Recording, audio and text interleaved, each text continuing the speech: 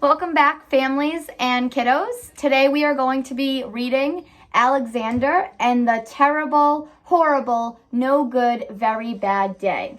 I have Lily here with me. She's going to help us get through the story. She might be answering questions like about the characters, questions about the setting, questions about how certain characters are feeling. Let's see if she can help us with this story. Let's get to work. Let's get started. Alexander and the Terrible, Horrible, No Good, Very Bad Day. I went to sleep with gum in my mouth, and now there's gum in my hair. And when I got out of bed this morning, I tripped on the skateboard, and by mistake, I dropped my sweater in the sink while the water was running. And I could tell it was going to be a terrible, horrible, no good, very bad day. At breakfast, Anthony found a Corvette Stingray car kit in his breakfast cereal box. And Nick found a junior undercover agent code ring in his breakfast cereal box. But in my breakfast cereal box, all I found was breakfast cereal. I think I'll move to Australia. How's he feeling, Lil? He's feeling a little bit sad. He looks sad. See him? He looks a little sad. It's because he didn't get anything in his cereal box, but his brothers did. In the carpool, Mrs. Gibbons let Becky have a seat by the window. Audrey and Elliot got seats by the window, too. I said I was being scrunched. I said I was being smushed. I said if I don't get a seat by the window, I'm going to be car sick. But no one even answered. So they're like ignoring him because he's kind of like sad. I could tell it was going to be a terrible, horrible, no good, very bad day. At school, Mrs. Dickens liked Paul's picture of the sailboat better than my picture of the invisible castle. At singing time, she said I sang too loud. At counting time, she said I left out 16. Who needs 16? I could tell it was going to be a terrible, horrible, no good, very bad day.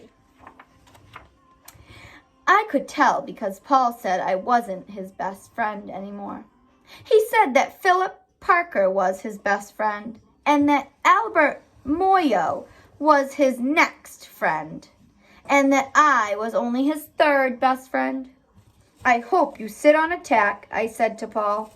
I hope the next time you get a double-decker strawberry ice cream cone, the ice cream part falls off the cone part and lands in Australia.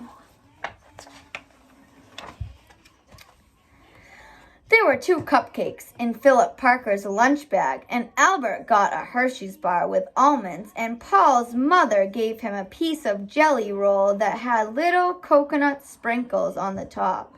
Guess whose mother forgot to put in a dessert? Whose mother do you think forgot to put in a dessert? Alex's, Yeah. because he's feeling left out, like he doesn't have a dessert. And what does he say? It was a terrible, horrible, no good, very bad day. Yes.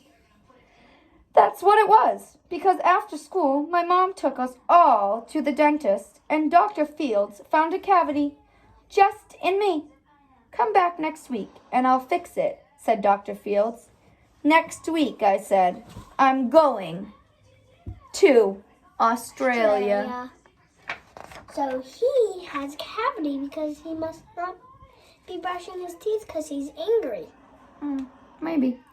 On the way downstairs, the elevator door closed on my foot, and while we were waiting for my mom to go get the car, Anthony made me fall where it was muddy, and then when I started crying because of all the mud, Nick said I was a crybaby. Is crybaby a good word to call someone? No. Very kind. Look what they're doing. They're smiling, and he's like, oh my gosh. I wish I really could go in Australia. While I was punching Nick for saying crybaby, my mom came back with the car and scolded me for being muddy and fighting. What does the word scolding mean? Do you have an idea? It might be like fighting with somebody or like being unrude. When someone scolds you, that means they're yelling at you. You're in big trouble. Yeah, that's what I meant. I am having a terrible, horrible, no good, very bad day. I told everybody. No one even answered. It's like the two brothers don't care. So then, we went to the shoe store to buy some sneakers. Anthony chose white ones with blue stripes. Nick chose red ones with white stripes. I chose blue ones with red stripes. But then the shoe man said, we're all sold out. They made me buy plain old white ones. But they can't make me wear them. How does he look? How does he look? Sad. Like He looks miserable right there. yeah, he's not like he's clumped down in the seat. He looks like he's about to like do yayas. Okay. When we picked up my dad at his office, he said I couldn't play with his copy machine, but I forgot. He also said to watch out for the books on his desk, and I was careful as could be except for my elbow.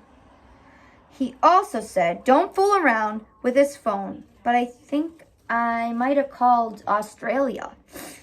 My dad said, please don't pick him up anymore. It was a terrible, horrible, no good, very bad day.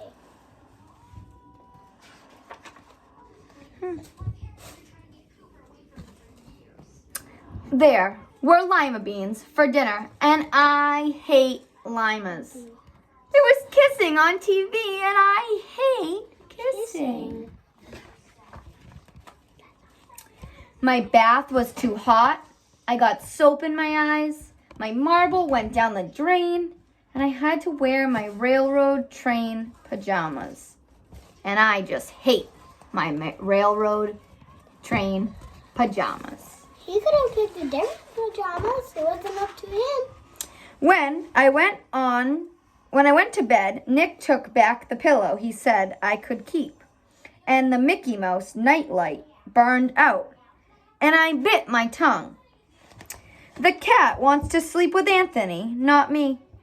It has been a terrible, horrible, no good, very bad day. My mom says some days are just like that.